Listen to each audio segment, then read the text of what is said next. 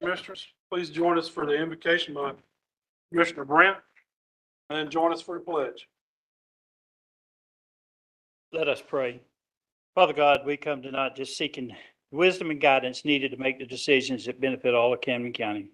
Father, just be with us as we go about this meeting. And Father, we ask that you be with the family of Officer David Mills, who recently passed. Father, only you know the pain and suffering they're going through at this time. Just be with them, Father. This we pray in your most glorious name. Amen. Amen. Pledge allegiance to the flag of the United States of America and to the republic which stands one nation under God, indivisible, with liberty and justice for all.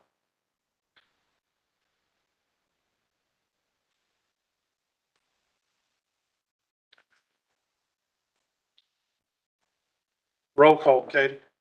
All commissioners are present. Are there any amendments to the agenda?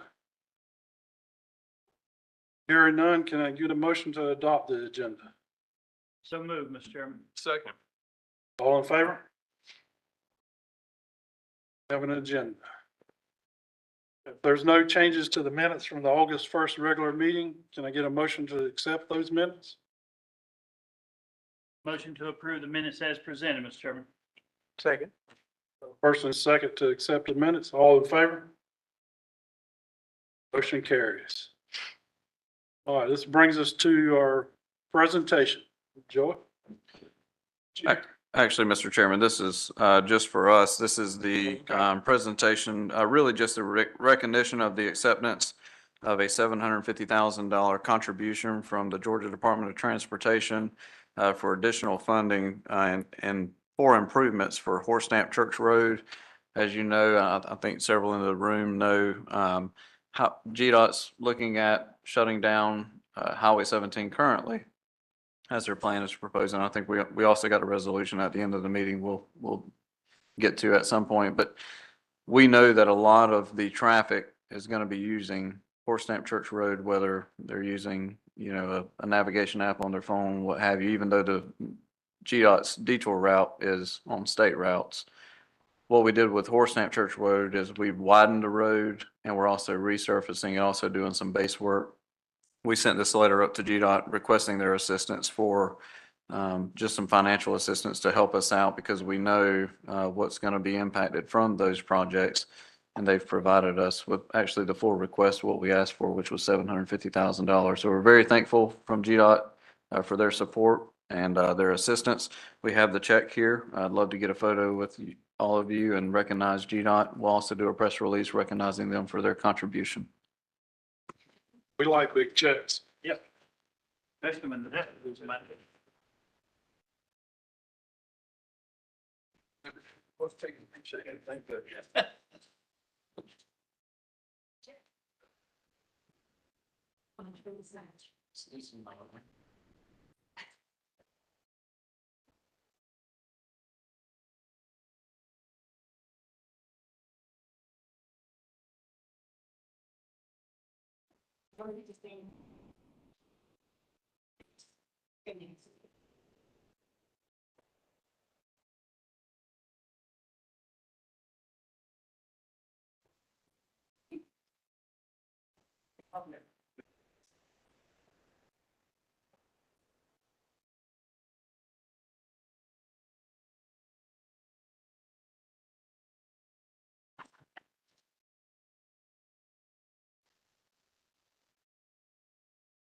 And Commissioners, just as you're coming back to the dais, I would like to extend a big gratitude to Shalana McNamee. She was very instrumental in working with GDOT, just going back and forth with their leaders up at the District 5 office, even at the board level. This all went all the way up to the GDOT board level for approval. So just like to recognize her and her office for all the hard work they've done, just sending all the data, all the information regarding Horse Stamp Church Road. So thank you for all that you've done.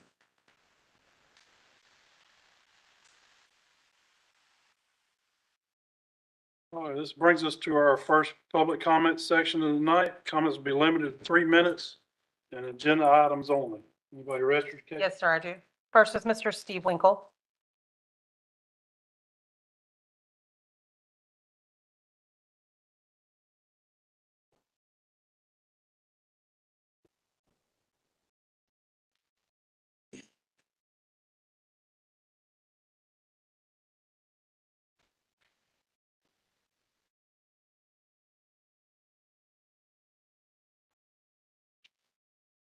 Sure.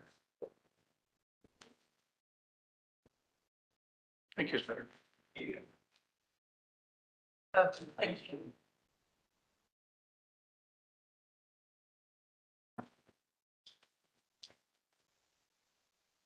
This document is taken from the agenda tonight.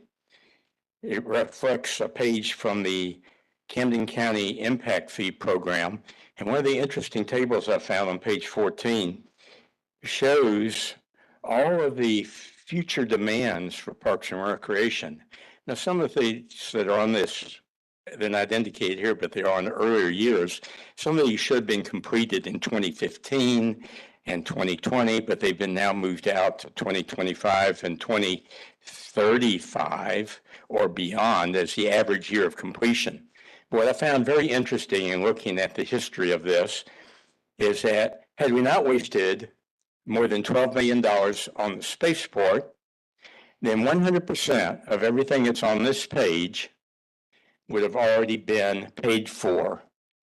And the citizens of Camden County would have already been benefiting from things like new basketball courts, pickleball courts, new outdoor swimming pool, new splash pads, new soccer fields, new dog parks, new recreation buildings, new skate park, a second outdoor swimming pool, volleyball court.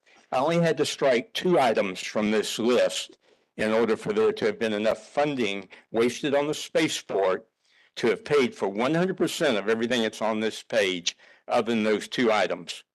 This means that there's no coordination whatsoever between the actions of the county commission over the years and the needs of the community. That's why today we're faced with the problems that we have from the state on Georgia DOT. At the time in 2018, when Georgia DOT was looking for guidance from the county, we had no one in place to do that.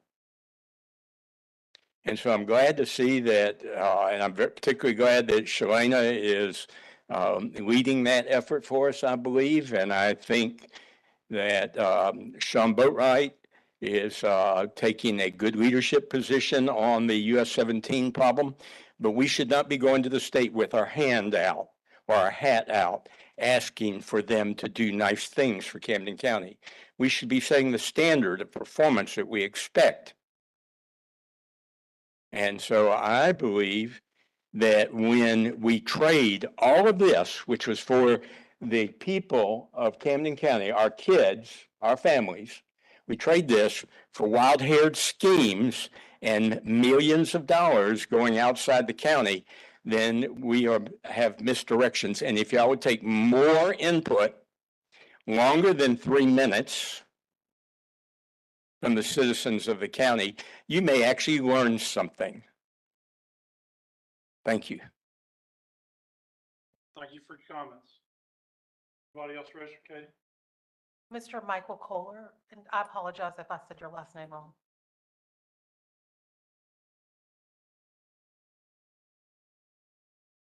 Thank you, Michael Kohler. I'm living in 130 Elliott Street, out of White Oak. And this is also about the 17 project closure. And I don't know how far the plans are for the residents that live between those 2 rivers, the White Oak Creek and the Waverly Creek, and how they will be dealt with. I did a little drive this weekend, and the only way that I found out was to Providence Church Road, which is a 1-lane, mostly dirt road. Some things are paved. After a rain, this road is nearly impassable unless you have a 4-wheel drive truck or something like that. So I'm wondering how a fire truck or garbage truck or even the daily commute will work during the 3 years timeframe that you plan to close those bridges. I'm not talking about property values for those people living there, but I'm looking forward of you to coming up with a solution that does not put the residents of North Camden County through that hardship. Thank you. And we're not the ones trying to close the road. GDOT is the one that's trying to close it. Anybody else? Mr. Ricky Manning.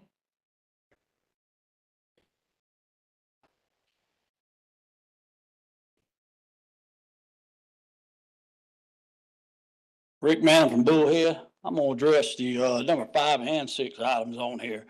First of all, with the US 17 bridge replacement project, I'm glad to see the county has finally decided they wanted to speak up about this, because I've known about it since 2020. So this excuse of didn't know is pure BS, and we all sitting in this room know it. We've known about this. I've been told by several county employees. But we're finally taking action, but that is a good thing. Let's take some action, because just as the man spoke, that's gonna be detrimental to those people out there. I'm in bad health. I'd hate to know I lived out there between them bridges and something happened to me like I've had happen before and have to have a rescue squad come to get me, because I'd be dead before they got there. Now, with that being said, let's go on to the archive social that we're gonna have a discussion on tonight. Well, you know, if we wasn't spending all our time and efforts trying to combat the citizens' voices, spying on them, spending the county employee time and money, because we're paying them, to go look at what we're archiving, what the citizens are saying about the government, I don't care. I'll tell you what I say. But wasting county taxpayer money on county time to send it over to paid consultants, paid PR guys to combat what the citizens are saying is a total waste and misuse of our tax funds. I'm an open book, but using tax money to send what I'm saying to a PR and a consultant firm so that they can spend more of my tax money that you're paying them to combat what I'm saying is outrageous. Y'all know it. You condoned it, just like you condone everything else up here against the citizens. This has got to stop, people. This is America. This is not Russia. You don't control everything that citizens want to say and do. Glance at the light. I'm not going to run over. Thank you. Anybody else, Kate? That's all I have registered. Anybody else wish to speak before the board? Come on up. State your name and the address, please. My name Thank you. This on an agenda item?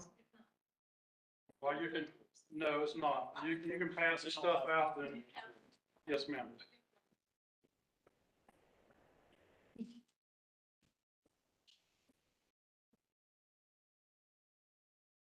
Anybody wish to speak on an agenda item? All right, seeing none, we need a motion to adjourn the regular meeting and convene a public hearing. So moved. Second. Got a first and a second. All in favor? We're now in a public hearing. Now it's your turn, Joe. Mr. Chairman, and good evening, Commissioners. As you're well aware, we have been in the process of updating our impact fee ordinance for the county. And I have invited Ms. Paige Hatley, who is representing Bill Ross and Associates tonight, to do a brief presentation on our draft capital improvement elements document that we have prepared for the county. So with that being said, I will turn it over to Ms. Paige. Okay, thank you, Joey, and good evening. Just a few introductory slides, just to give an overview of the CIE and where it falls in the overall process of the update to the county's impact fee program. The capital improvements element, or CIE, is the one document in this process that the state of Georgia, specifically through the Department of Community Affairs, or DCA, requires that the state review and approve before the county can adopt it.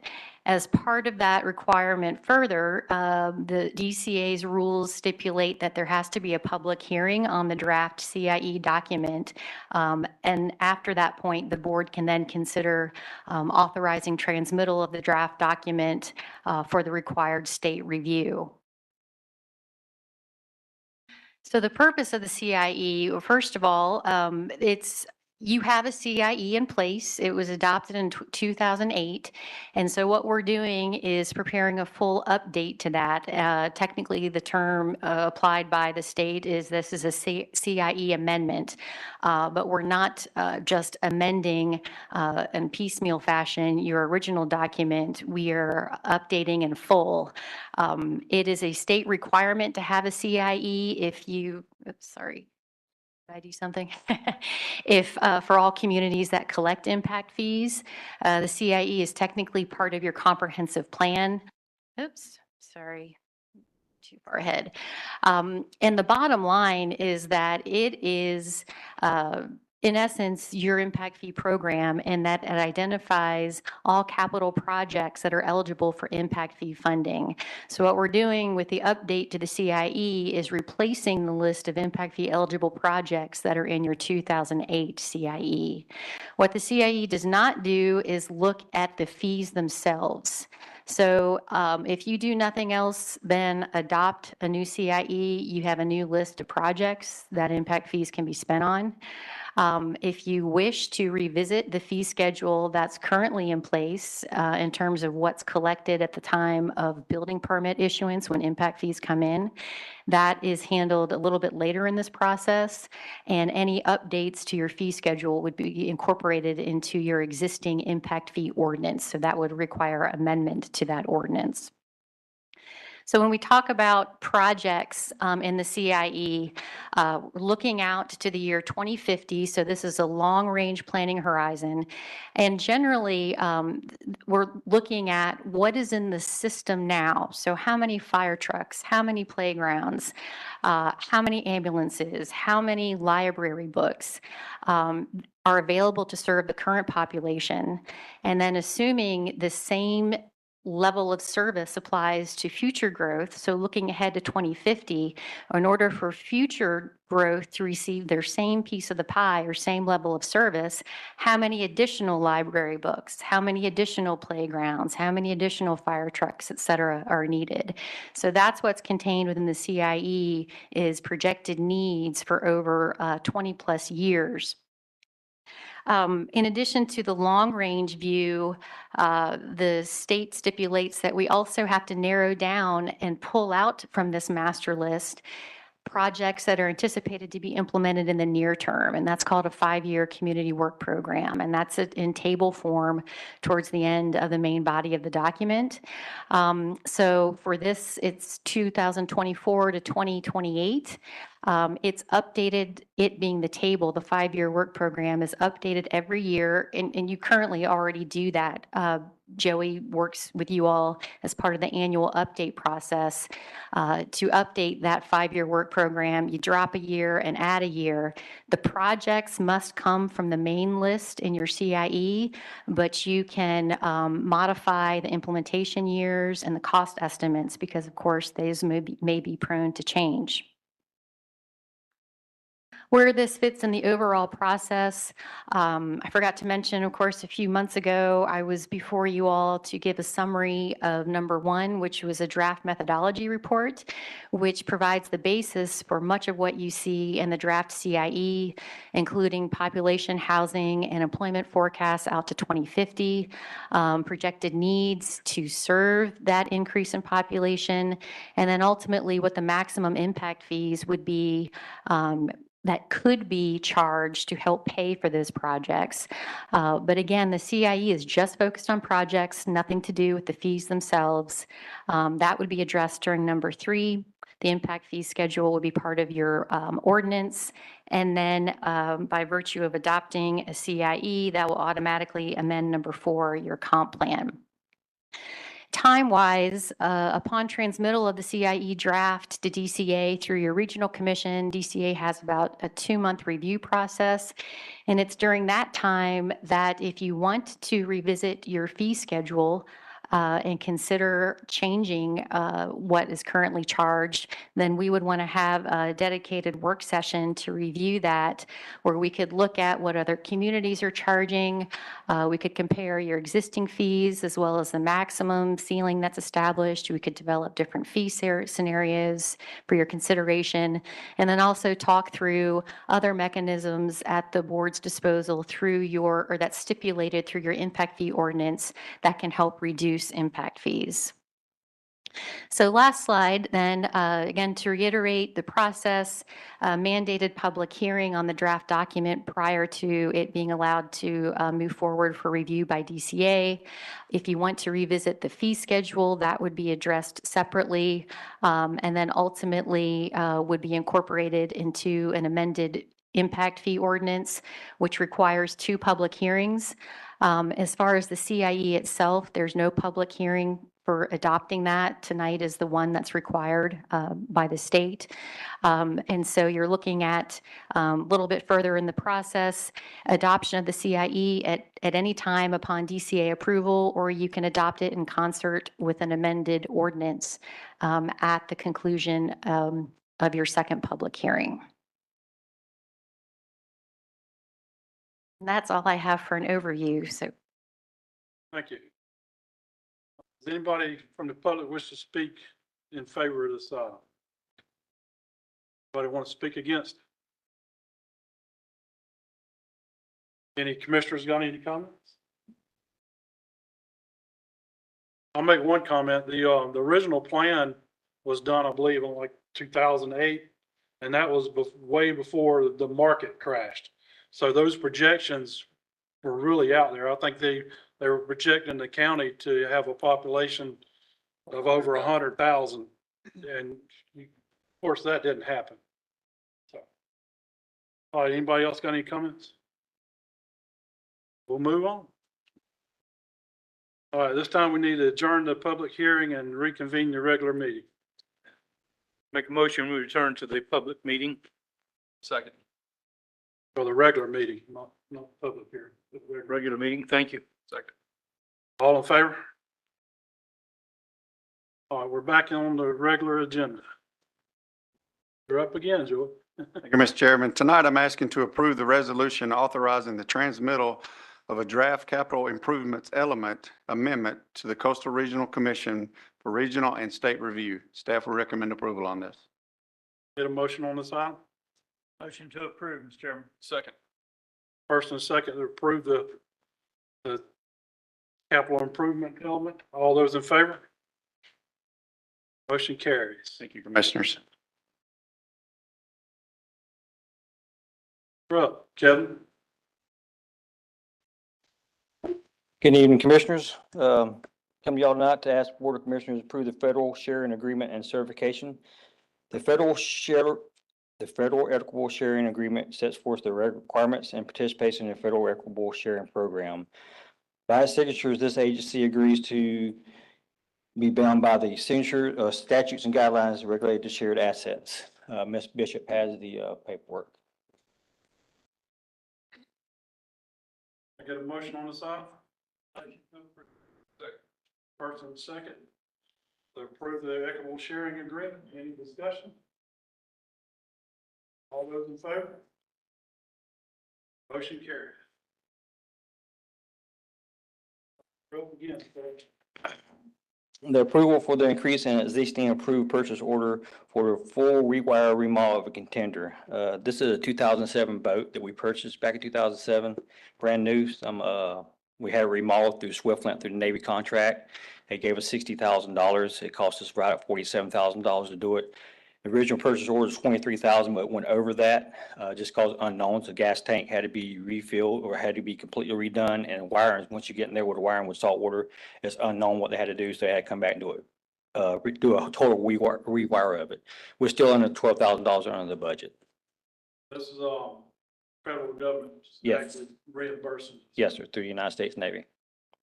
Can I get a motion on this item? Motion to approve. Okay, thank you. Any discussion? All those in favor? Thank you. Motion carried. All right, this brings us to item number 4. Louis?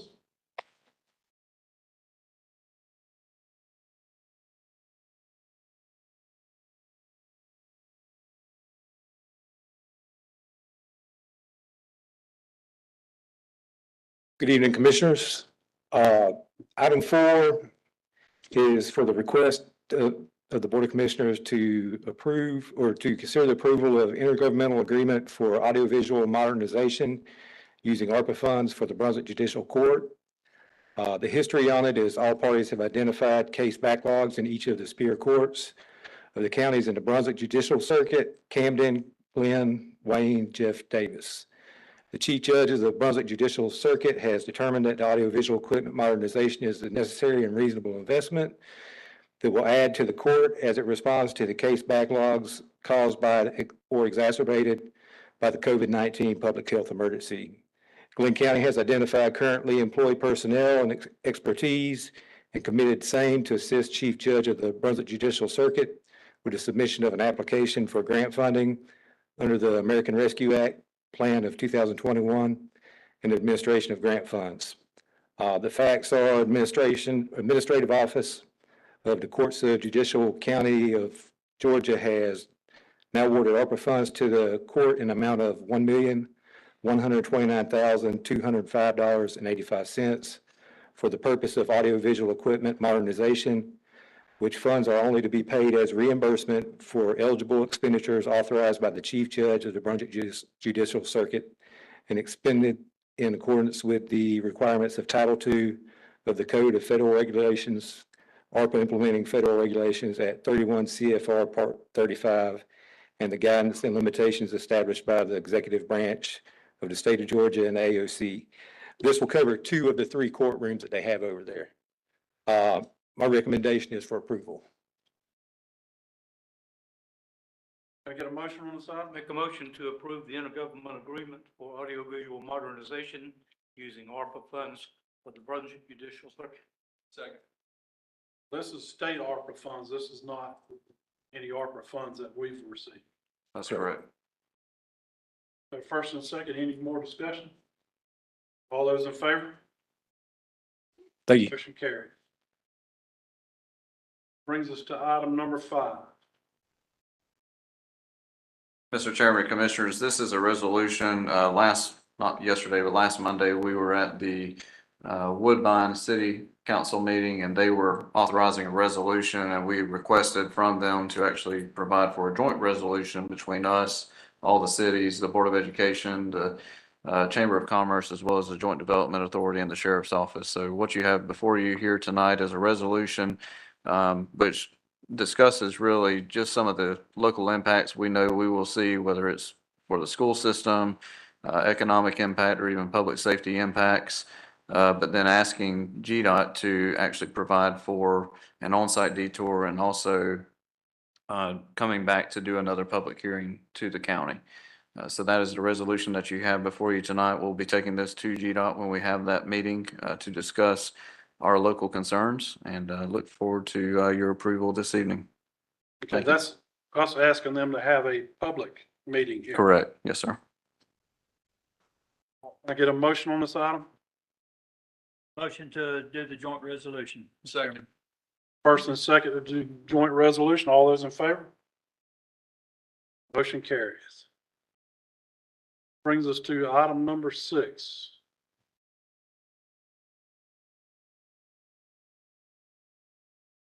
Goodman, you put it on here. You want to start off? I do. Thank you very much. I want to preface my remarks by saying to the employees of Camden County, nothing that I say goes any further in terms of holding responsible anyone other than the 5 of us at this dais. It does not extend to Mr. Boatwright nor to any department directors. But I'm very disappointed that we apparently have 2 levels of service, one which I am, whether correctly or not, informed that it's a good idea for us to participate in, to be able to archive posts within our own website. I have no problem with that particularly. The other level of service I do have a lot of heartburn with, which apparently is to monitor postings and comments by the citizens. I'm very sensitive about being introspected by the government. I have been sued twice. I've been asked to provide a $20 million bond for simply expressing my constitutional right to redress my government. I think that we don't need to be in the business of monitoring the social media post or the emails or the communications from any citizen, regardless of how it impacts us. We are supposed to be able to roll with the punches and to take the heat in these chairs up here. So it's two separate things. I don't have a problem with the archive social media. I have a problem with reputation management and sending reports to paid consultants outside of this organization. Such consultants, we've been assured many times, are no longer working for us. To that end, I'd like to make a motion that we cease and desist all activities regarded in Part B of archive social media, specifically in reference to reputation management and the reporting to outside consultants of any of the citizens' business.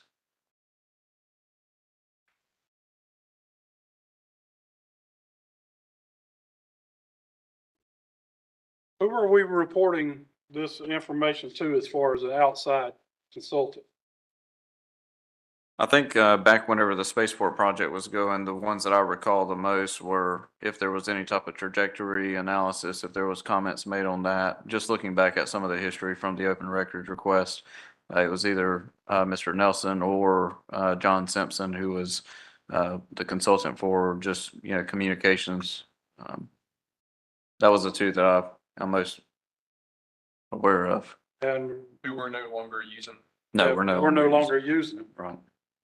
So anytime somebody posts something on a county page, be it Facebook, Twitter, or whatever, all that becomes a public record. I have no problem, if that stuff comes back to me, I have no problem listening to people telling me what they think. I look at Facebook. I go on Facebook and try and answer some stuff I don't. I've helped people. There's one person that was complaining about her taxes. I helped her with that, and I found out that she wasn't homesteaded. I told her, why don't you homestead? Hopefully she's doing that now.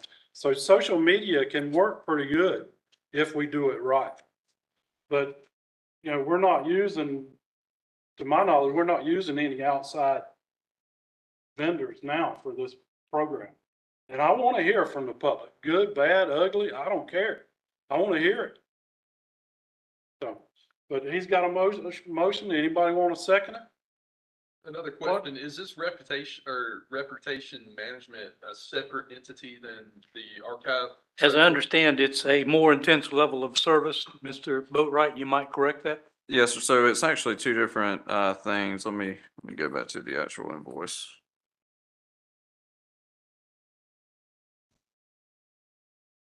So the archiving of the actual record. So if anybody, and just for clarity purposes for the public to know, this is only for our social media accounts, like no other account, just Camden County social media accounts. So like fire rescue, EMA, the general government page, gun range, those pages, and Spaceport Camden obviously was included in that when it was active. So there's two separate things. There's one where you can archive all of those comments. So if a Facebook user, Twitter, what have you, whatever type of social media account it is, they go and they make a comment on that page, it then saves that comment. Even if they go back and try to delete it, it's still saved. So if for whatever reason anybody ever did an open records request, we would have that record available. So that's the open record side. The other side is known as their risk management analytics. And what that does is if the government wants to be able to respond to any kind of concerns, questions, like the chairman brought up about the taxes, anything that may come up, then you can set parameters within there either to screen certain words, whether it's talking about various projects, items, you can create whatever you want to. And it would notify that department head or whoever you choose for it to notify. And that would give that opportunity for that director, commissioner, whoever, to then be able to respond if they so choose. So that's the second portion I believe Commissioner Goodman's referring to. And are those two services independent of each other, or do you have to take them both? You don't have to take them both. You can choose to do whichever one you'd like. Are we? I think the risk management side comes after the Sure, yeah. archiving of it. I mean, and what's the cost breakdown on each? So for just the archiving side, it's $29.88 a year, so $2,988. And then the risk management analytics side is $2,388. Okay. For a year.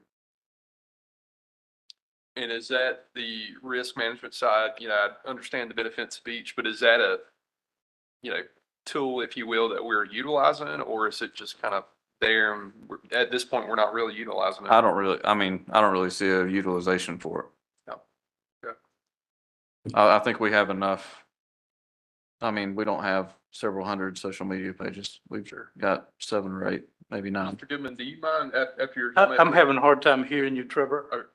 Yep, closer to the mic, please. Do you mind restating your motion? I would like to modify, I would like to make a motion that we cancel any involvement with the second level of service, the risk management side of archive social media. We have no use for it. We don't need to be sending any reports to Alex Nelson, John Simpson, Steve Howard, or anyone else outside of the Camden County government. We're not doing that now. Let's be sure that we're not.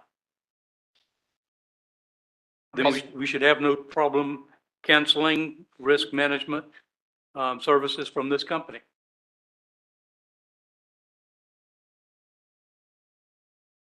Do we need either one of them? Well, you Does need, Claire use that? well, you need it for, open records. Does any comment that goes to one of our pages is subject to open records?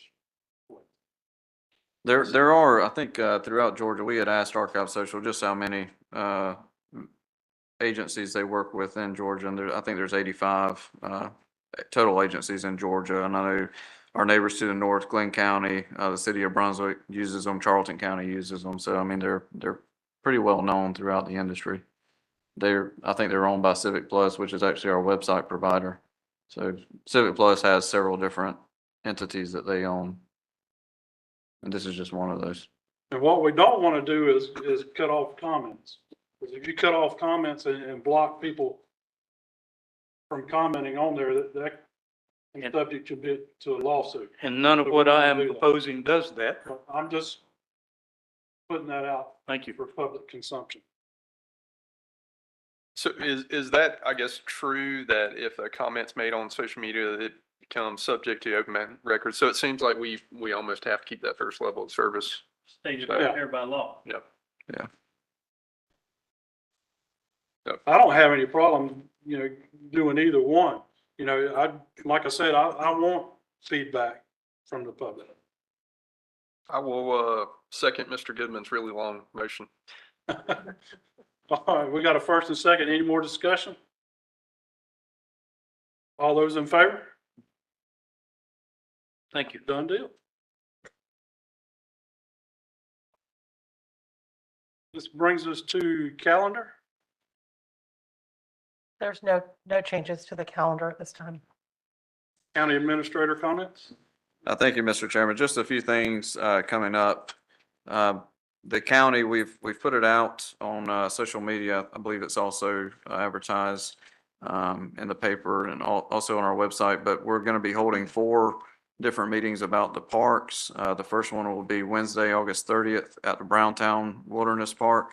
Second one will be Thursday, August 31st at the Harriet's Bluff Park. The third will be Wednesday, September 6th at Maple Ford Park. And the last will be Thursday, September 7th at Cornelia Jackson Park. So highly encourage the citizens to come out, provide meaningful input and feedback to the commissioners as well as the staff, just for planning purposes, so that, we get a good handle on what the citizens are actually looking for and what we can do to help them. Also, would like to recognize Mr. Foltzer, who was just presenting to us, Lewis. He was recently reappointed to the NACO Information Technology Standing Committee. That's an outstanding opportunity for us to have a level of input, and it's amazing that we have somebody with his expertise on our staff that can be able to provide input and feedback at the national level. So we're definitely thrilled about that. Also, our photo contest is still open. I believe the deadline for that is September 1st. I think I have that date right. But other than that, I believe that's all I have, other than, one last thing. I know we've already recognized Shalana once, but need to recognize her, really her staff, for the amazing hours they're putting in here recently. Since June 1st, they've gone out over 9 times just to remove either down trees or have to clear drainage. If you live in the Woodbine area or just probably anywhere in Camden County. I know yesterday we had like a tsunami event come through here, and I think even the week before that there was another tsunami event, but they've just put in multiple hours overtime, and then even coming back into work, not calling out, even throughout the pretty excruciating heat. I know yesterday we set a record. I think the last record was 1938. So that heat wave has definitely been tremendous, and we do try to definitely just recognize those employees for their hard work. So just a big shout out and thank you to the Public Works crew. That's all I have.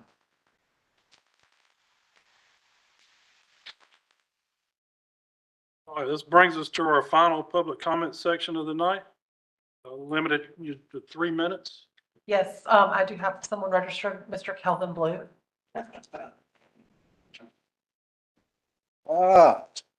Good evening, good evening, good evening. Kelvin Blue, 4515 Georgia 40 Highway East. So I want to address the most recent appointment to the Board of Elections that was done out of order. The context, the information, the rules that surround that appointment is House Bill 1023. So as you're aware, Camden County Board of Elections and Registrations member Anthony Kicklighter resigned as the District 3 representative. With that being said, on August the 1st, there was a vote and confirmation of an appointment to the board in place of Anthony Kicklighter. According to the submission, the commissioner's agenda packet for Commissioner Reddick in support of the appointment, public notice was put out and 4 qualified applicants were received. The Democrats of Camden County noted that Mr. Daniels submitted his application for the vacancy on Monday, July the 3rd, and Ms. Birch submitted her application submitted Thursday, July the 6th. Dates are super important when we address this. Although there was no additional selections made during that 3-week period following the receipt of the 2 applications, there was a selection of an individual that put their application in just 6 calendar days prior to the submission. The Democrats of Camden County have a significant concern that the selection to fill this vacancy was made without consideration of the timely submitted first 2 well-qualified applicants. Where this is coming from is pursuant to Section 3 of House Bill 1023, which created the Board of Elections sponsored by previous House representatives. Having said that, I wanted to note that the nomination was approved August the 1st. The affidavit should have been dated no later than July the 2nd. The person that got chosen did not submit their application until the close of business on July the 26th. Given the dates and the receipt of any application, it is impossible for the board to have been in compliance with Section 3 of House Bill 1023.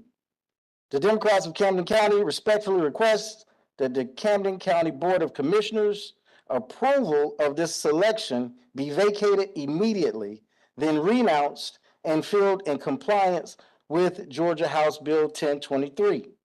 In addition, the Democrats of Camden County request the board make public the following information relative to any and all applicants for this vacancy: the date and the method of contact by Commissioner Reddick with each applicant regarding his or her application. Two, the process used to determine how each applicant demonstrated to the commissioner and the board of their qualifications. Three, the list of any additional criteria Commissioner Reddick used to make the selection he recommended to the board. Section 3 of House Bill 1023 states the appointment of each member of the board shall be made by the governing authority of Camden County, filing an affidavit with the clerk of Superior Court no later than 30 days preceding. Sorry, your time's up, but that's it. we'll look into it. You get the Thank you for your information time. to the county administrator. Thank you. Ms. Bell? I know my little 3 minutes gonna go kind of fast. I came a long way to talk to you guys because I have been given the runaround for quite a few years. I am the executor of Terry Compton's estate, who was the previous property owner of 20 Fairway Oaks, where the current Commissioner Bryant's son family live. When Terry passed away, all the information is here for your review. Once you review this information, basically Terry was defrauded as an active duty military soldier stationed at Kings Bay Naval Base. He was sold a house that did not have inspections, did not have a certificate of occupancy, and our family was allowed to live there knowingly by the Camden County Planning and Zoning Department, as well as some other departments within the county. From my understanding, I requested open records on November 27th in 2022. And then I requested them again because I asked for the certificate of occupancy, and it was still yet to not have one. And from my understanding, Commissioner Bryant's son has been occupying the property from 2020. So my question to Joey and to the county commissioners is, when my children's father passed away on January 3rd, and Joey told me that it is illegal for someone to occupy a personal residence without a certificate of occupancy, what's the difference between my husband, who served our country like Commissioner Bryant, and his children needed to live in their home, than your son and his family allowing to live in the same property that still doesn't have a certificate of occupancy? We have a problem. I don't say it's black or white. I say we have a right and wrong problem, because that was wrong. And I want to know how you all are going to make it right. It can't be fixed tonight, because all of this information, what you have here, the picture that I put on the front is my son, who was one of the star football players here in Camden County for the Wildcats, top 50 of being recruited for his class 4 years ago. This is the picture he had to take with his daddy, Flag, that passed away from a severe infection because he lived in a house that was not inspected, that had toxic black mold in it. So we have a problem that we need to rectify. Last time I met Attorney Myers, Joey, and I think you were in the meeting, we met privately. And y'all said some pretty harsh things to me because my mother had just passed away. I know my 3 minutes probably up, but I came from Atlanta to give you this information. I'm requesting a motion to further look into this, and if you're not equipped or qualified to do it, I'm requesting that the GBI come in and do a thorough investigation in the Camden County Planning and Zoning Department, because Terry Compton being a United States Navy soldier, that's a felony. That's a federal employee who was defrauded. And you will see records in here that a permit was called in to the Okefenokee Power Company by a previous employee. How can you give a permit for how can you give a permit number for a property that doesn't have a certificate of occupancy? Fraud started on this property all the way in 2006. Thank you for your comments. Anybody else wish to speak? Anybody rest your case?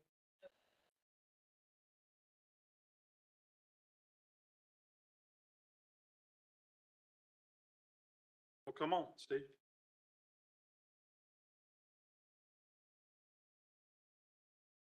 Just to clarify the issue about social archive, I have in possession several emails from Steve Howard to John Simpson and between social archive and Camden County indicating that Social Archive was reporting private messages, not just the public messaging or public posts, but also private messaging that they should never have had access to. And there's significant liability to the county for receiving that information and for the prior county administrator to forward that information to a third party, a contractor. And I'm holding those along with several other people who have copies of them to indicate that the problem with Social Archive went far beyond what was discussed between y'all, because y'all didn't even know this was going on. Or if you did know what was going on, you preferred to keep it covered up. And so you need to listen to the public more. And when there's a complaint, you shouldn't treat it like it's a pain in the butt for you. You should treat it like it's something serious. Well, I just heard from this lady. It's just astounding. It might have been their own fault. I don't know. I have no clue. I've just heard about it for the first time. But there's serious stuff that's being ignored in Camden County. And it comes from not listening to the public. And that little silly light cutting her off at 3 minutes. My goodness, you should be ashamed, all of y'all, for accepting that. Thank you for your comments. Anybody else wish to speak?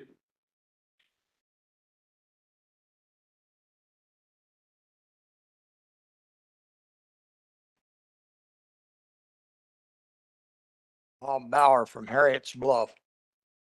We had a problem out there with this rainstorm here just recently with the gutters the gutters, I call them gutters, along the road filling up with water and getting down towards the bridge and running over the road, not going down to the river like it's supposed to. I called my county commissioner and never got a reply.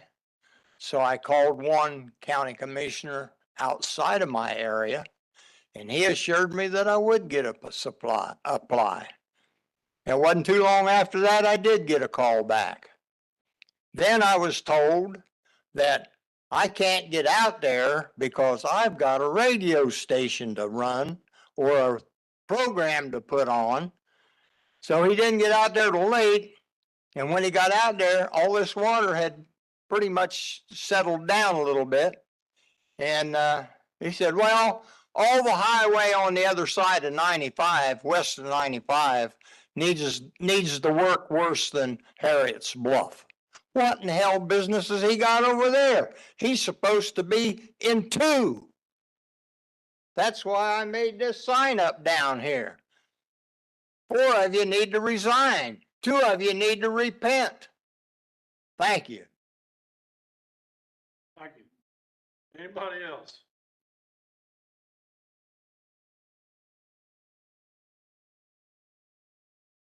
Good evening, good evening.